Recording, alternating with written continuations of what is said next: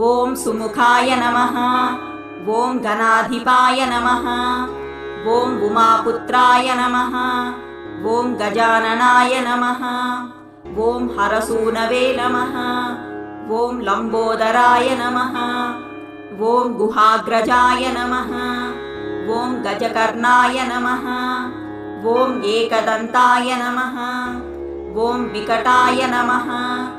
ॐ भिन्नदन्ताय नमः। ॐ वटवे नमः। ॐ सर्वेश्वराय नमः। ॐ फालचन्द्राय नमः।